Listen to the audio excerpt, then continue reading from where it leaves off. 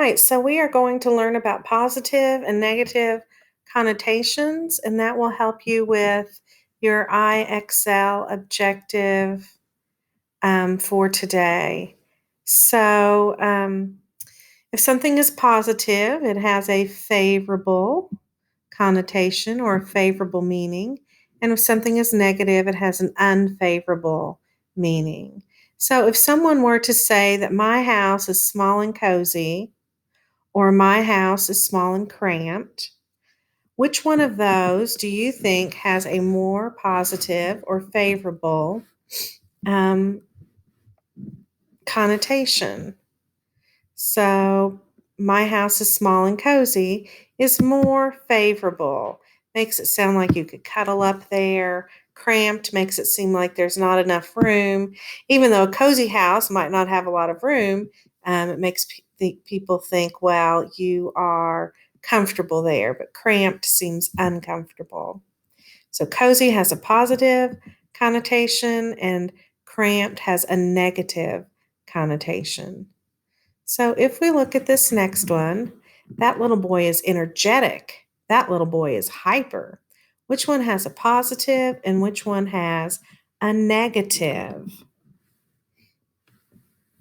Well, energetic, when people are energetic, you think of them as having a lot of energy. They get a lot of things done.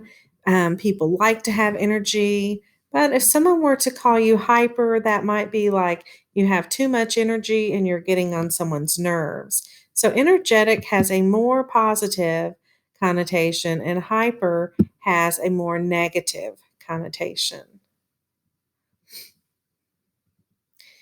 And here's an interesting one. Mrs. Billings gave the teacher an excuse about why her children were late for school today. Mrs. Billings gave the teacher a reason about why her children were late for school today. So sometimes people use excuse as when they're making something up. Well, what could my excuse be? Well, I could say, the dog got loose, or I don't know. Sometimes excuse can be a negative word, whereas reason sounds reasonable, and it is a more positive word. Um, so excuse is a more negative, reason is a more positive word. Bob had a disagreement with his mother about whether he should wear a jacket to school. Bob had an argument with his mother about whether he should wear a jacket to school. Which one do you think is more positive and which one leans toward the negative? Well, argument would be a more negative word. Bob says he's not going to wear a jacket. His mother says, "Oh, yes, you are." "Oh, no, I'm not." "Oh, yes, you are." Whereas here, they had a disagreement.